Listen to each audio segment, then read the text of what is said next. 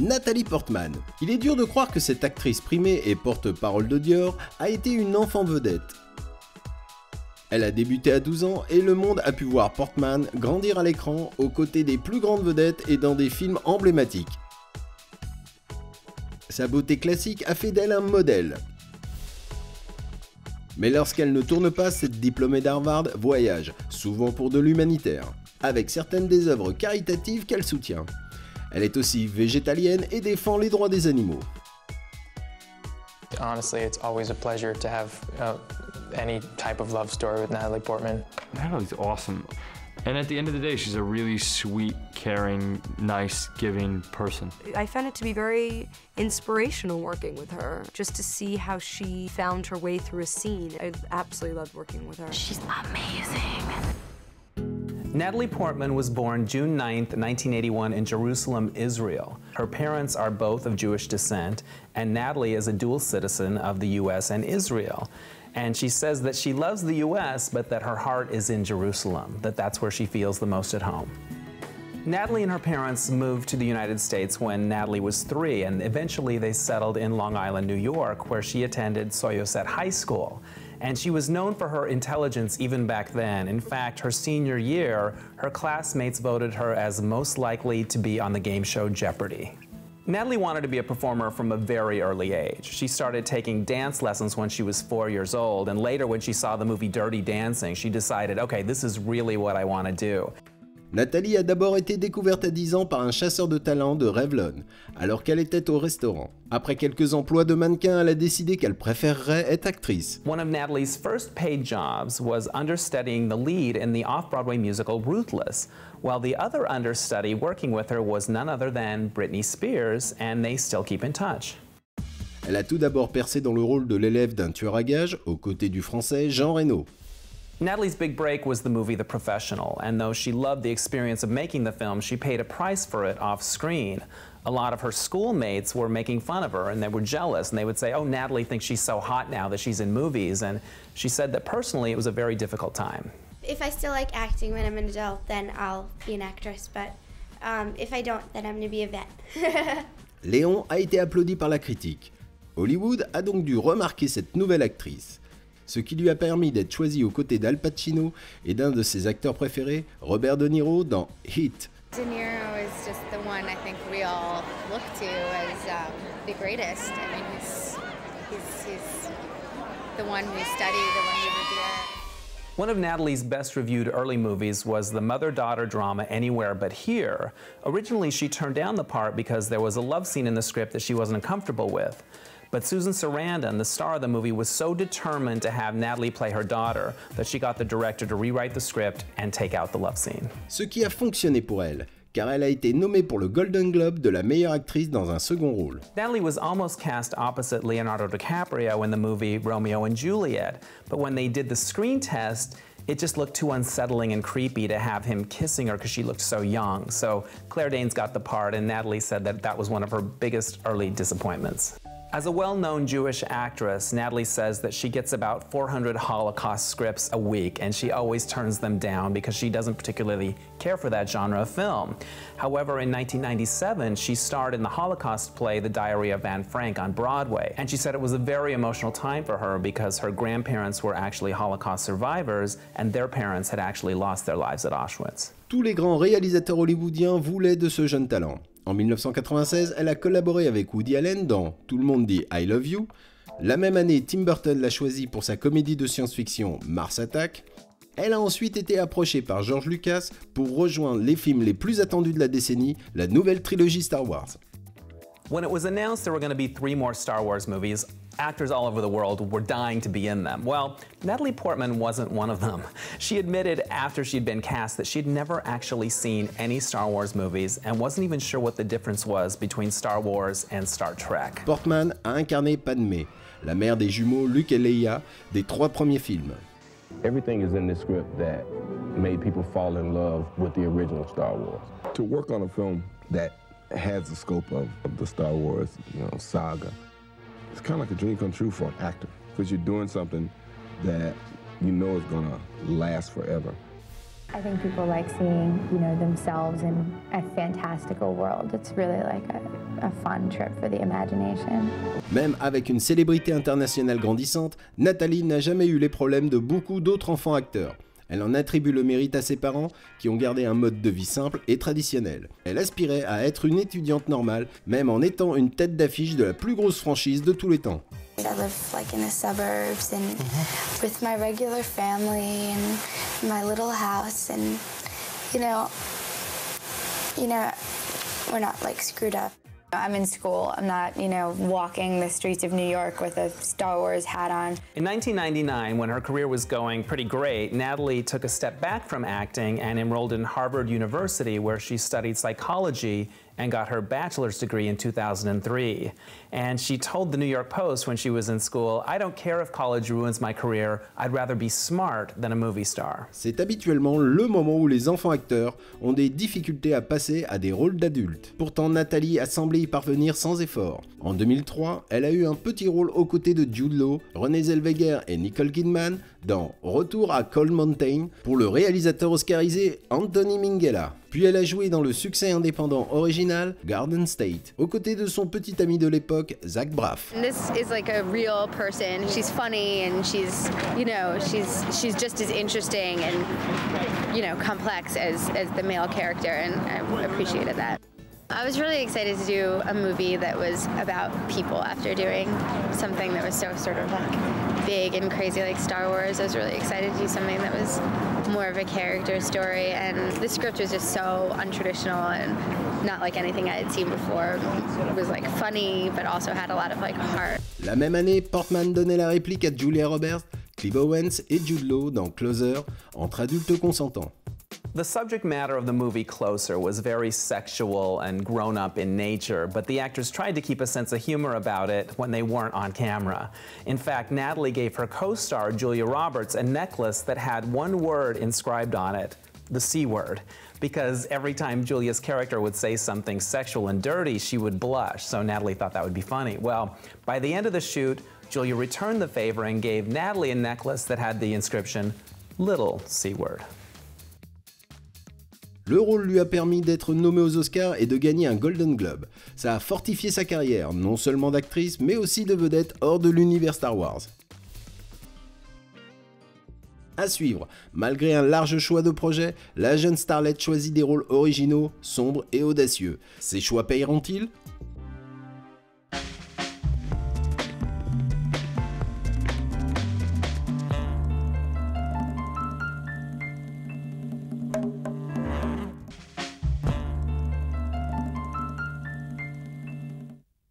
À 10 ans, Natalie Portman a décidé d'être actrice, et 3 ans plus tard, elle jouait dans un succès international suivi d'un premier rôle dans l'une des plus grosses franchises de l'histoire. Mais ce furent ses rôles dans des films indépendants réfléchis qui lui ont offert un Golden Globe et un Oscar à 21 ans. En 2005, elle a retrouvé Ewan McGregor et Samuel L. Jackson pour tourner le dernier chapitre de la saga Star Wars, La Revanche des Sith. Making the 3 Star Wars films took up 10 years of Natalie's life, from age 14 to 24, and she said it was an emotional roller coaster. She described it as one of the most fun movie-making experiences of her life, but also said that at times it was incredibly lonely and grueling, and sometimes she would just go to a quiet corner of the set and cry because she was so tired and lonely. And she said in some scenes you can actually see that her eyes look a little red because she'd been crying. I didn't realize that, I was going to be in these heavy, uncomfortable costumes for days. Everyone was really nice. I mean, the assistant directors and the hair people and the wardrobe people were constantly doing things to make it easier on me. They would lift my headpiece up so it wouldn't be so, pressing on my head. Because of her natural beauty and grace on the red carpet, Natalie's become a fashion icon, but she's not at all a slave to fashion. She's not really that into it. In fact, she joked one time that she wanted to start a revolution against high heels, that she finds them oppressive, and based on some misguided idea that that's how women's legs look more beautiful, well, she's not buying into that. Natalie's veganism also extends to her fashion choices. She refuses to wear fur or feathers or leather and has even started her own line of vegan footwear. En 2006, elle a joué dans V pour Vendetta, adaptation d'un roman graphique sur des rebelles luttant pour vaincre un régime fasciste. You know, usually with action films based on cartoons or, you know, graphic novels, you don't really get the sense of thought behind it that you find in this script. And so I read it and I was just so excited by it. Hugo Weaving, de la trilogie Matrix, jouait dans le film. From one person's point of view, yes, V is a terrorist, and yet from other people's point of view, he's actually fighting for certain basic freedoms that just do not exist in his country. Le film hautement politique a pris l'imagerie de beaucoup de gouvernements totalitaires du siècle passé, et le masque du film a depuis été utilisé par les activistes du mouvement Occupy aux États-Unis et comme symbole du réseau de piratage Anonymous. Natalie learned how to speak with an English accent for the movie V for Vendetta, but what people really remember about that movie is that she shaved her head for it. It was a big headline all over the world. Beautiful actress goes bald. In fact, there was actually a punk band that named themselves Natalie Portman's Bald Head.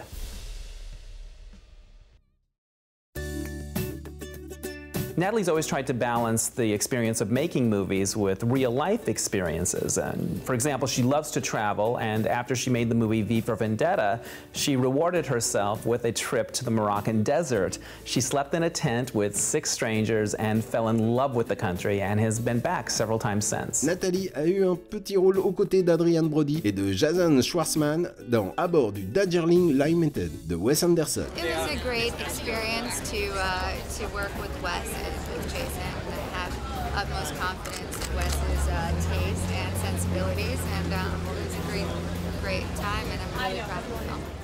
En 2007, elle a joué dans le film pour enfants Le merveilleux magasin de Emma Gorium avec Jason Bateman et Dustin Hoffman. The script actually came to me in a like present box with a red ribbon around it, so that was really moving to me. And Mr. Magorium's sort of way of looking at the world, I just thought would be such a bright sort of story to bring into people's lives. And he really has a very specific and optimistic way of looking at the world, which is lovely to see, you know, in an age of cynicism, but it's not sort of like a naive optimism. It's a really intelligent and adult optimism, I think. Elle a ensuite rejoint Scarlett Johansson dans 2 sœurs pour un roi. It's a rare opportunity to see, you know, 2 great roles for actresses where they're sort of fighting it out. And it's not really over a guy. Like, it seems to be over a guy who happens to be the king, but it's really about a power struggle between sisters, between women, and within themselves. The other Boleyn girl, you initially assume refers to Mary because everyone knows about Anne Boleyn. But there was this other Boleyn girl who was also the king's mistress before her sister became queen. Nathalie était exaltée à l'idée de travailler avec Scarlett, car elles avaient le même âge et étaient juives. Les deux se sont bien entendus. I just absolutely loved working with Natalie. She is an incredible actor, unbelievably kind and generous with her performance and personally. She's such a wonderful actress and maybe my best scene partner ever. Like, she's just was really in it with me, and I felt, you know, that we really had a connection. I found it to be very inspirational working with her, just to see how she found her way through a scene. I really absolutely loved working with her. A great man rises above such things. When she's not working, Natalie likes to be involved in different charity organizations, and one of them is called Finca International, which is a financial organization that gives loans to women in poverty-stricken countries so they can start their own businesses. And Natalie's all about the girl power. I mean, we so demonize women in power. It's so easy to call them names and criticize them for having power, for making changes, for being strong, and you know, it's interesting that sort of taboo is still in place. En 2009, elle a joué avec Jack Gyllenhaal et Tobey Maguire dans Brothers. When I read the story, I was very moved by this very personal family story. The movie's about a man played by Tobey Maguire who is a soldier and goes off to Afghanistan, leaves his family. and they believe that they've lost him, and so during the time that they've lost him, his wife, who I play, falls in love with his brother. Jake Gyllenhaal plays Tommy in the movie, and then, of course, he comes back. Toby plays my brother. I would say more I play his brother. Natalie plays Grace, and the name kind of says it all in a way, even if it's an ideal, you know, for a woman. And she is kind of, in my opinion, drawn to Tommy, even though she begins the story hating him and is drawn to him out of her own grief and her love for her husband. Jake and I met, I think, when we were 18, and so that was, and he's a very dear friend, so it was really exciting getting to work with him finally. Natalie Portman plays my wife, and she's great. I mean, she's just so talented. The character really needed to be rooted and have real strength, you know, be sort of like, I don't know, strong and of the earth, and she's like holding up this family and raising these two kids, and I just thought she was so emotionally honest and open in the movie. I thought she did a great job. Natalie a joué dans la comédie noire Escher avec Joseph Gordon-Levitt. 85 Adirondacks, take one. Thank you. Hesher he's a character who sort of doesn't care what anyone thinks about him, says exactly what's on his mind, and has a propensity to be, you know, vulgar and violent and rude. He's sort of just a bizarre clown of a caretaker, I guess. We've even compared him to Mary Poppins. I think it's all got a heart of gold at the bottom of it. Reading the script, I was up on my feet, I was pacing around, I was saying the words to myself, and that's always a good sign. It happens very rarely. À suivre, Natalie obtient la célébrité et le succès de sa carrière avec un rôle dérangeant qu'elle a attendu 10 ans.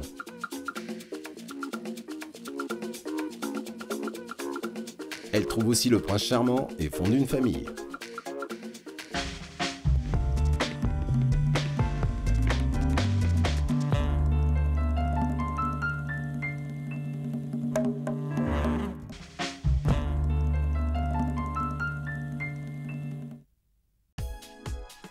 Natalie Portman a réussi à être diplômée de l'université d'Harvard tout en enchaînant les rôles applaudis par les critiques dans des films variés. Un film cependant la passionnait depuis 10 ans. Et finalement, en 2009, la production a commencé. I'm about to start a film called Black Swan.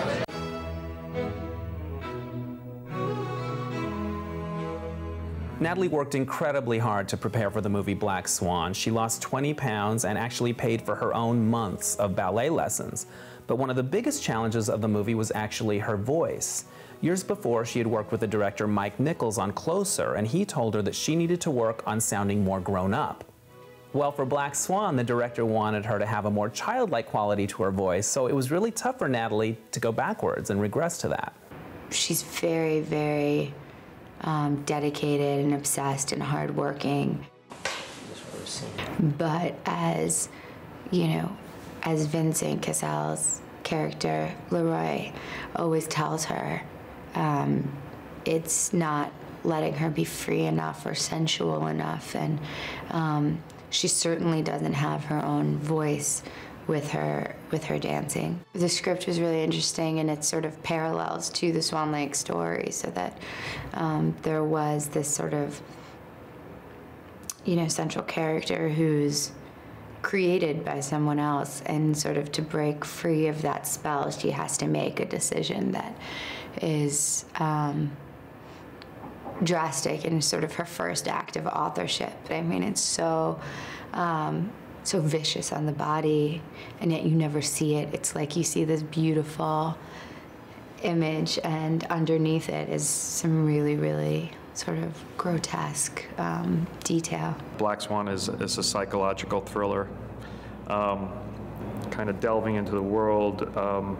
I realized it was, you know, a universe that no movies had really explored, and most ballets are really tragic and scary and gothic, and there's demons and monsters, and when you translate that into cinema, you know, you can start to do some really scary, frightening, unsettling things. Natalie had, you know, this really hard job that not only did she have to dance and be convincing as a ballet dancer, but she also had to, you know, act the scenes that were happening while she was dancing. And there was a lot of emotional choices she had to make during the ballet. So she's not only thinking about the dance, she's also emoting, which is, you know, really quite a challenge. It's got kind of elements of horror, elements of drama, elements of paranoia. I kind of wanted to make something that had some scares in it. Tous les efforts ont payé. La nuit des Oscars, une Natalie enceinte a été récompensée de l'Oscar de la meilleure actrice. The baby was definitely kicking a lot during the song portion of the show. Little dancer. After Natalie took home the Oscar for Black Swan, a controversy arose when one of the dance doubles in the film, Sarah Lane, told the press that Natalie only did 5% of the dancing in the movie. Well, the director, Darren Aronofsky, came out promptly and refuted that, insisting that Natalie did at least 80% of the dancing in the movie and that she deserved all the awards and all the credit that she was getting. The movie Black Swan didn't just get Natalie Portman an Oscar, it got her a husband, Benjamin Millepied, who was the choreographer on the film. He's also a well-known dancer in France, and in his native tongue, funny enough, the name Millepied actually means 1,000 feet, which is a perfect name for a choreographer.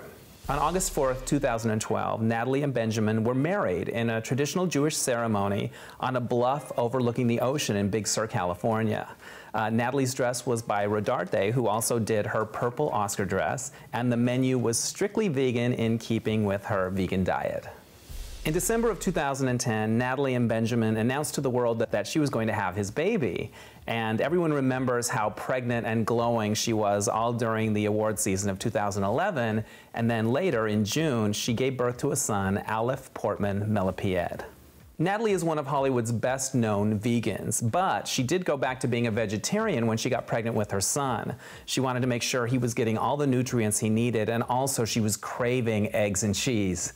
But after he was born, she went right back to being a vegan. I'm so excited about what's happening in my private life, and everything else seems like, you know, just extra additional joy, and I just feel very, very lucky for all of it. I'm not good at this relationship stuff. My throat starts constricting, the walls start throbbing. It's like a peanut allergy, like an emotional peanut allergy. In 2011, Natalie co-starred with Ashton Kutcher in the underrated romantic comedy No Strings Attached. It was one of her first forays into that genre, and she never really did them before because those scripts didn't appeal to her. She said they were always about fashion and some girl getting a makeover, and she's got a lot more on her mind than that stuff. I know I love romantic comedies, but I am tired of seeing just girls who want to get married all the time, and that's all they're interested in. I think there's such a wider variety of how women conduct their lives and what they want, and to see a wider range of how females behave is good for all of us, and funnier when it's new. I think that it doesn't fall into the traditional sort of arc of romantic comedy. It just felt true and honest and real and modern and current, and I wanted to be a part of that. Puis, elle a de nouveau surpris en signant aux côtés de James Franco pour la comédie Votre Majesté.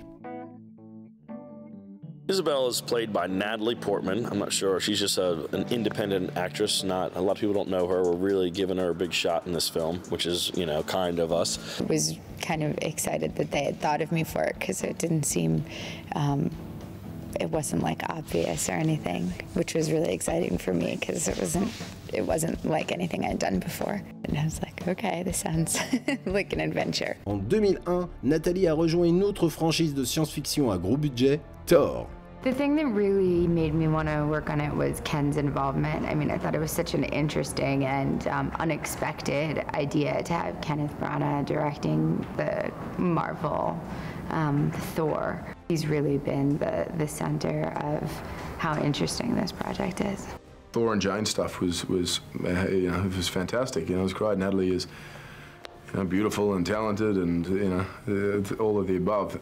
You know, so working with her was just. Was a dream. She's just a really special actress. I've always looked up to her. She has so much scientific stuff to say. She does it, and she really convinces people. 2 ans plus tard, elle revenait pour la suite. It's really fun to get to come back and play her again. I think it's rare to get the opportunity to play these female scientists.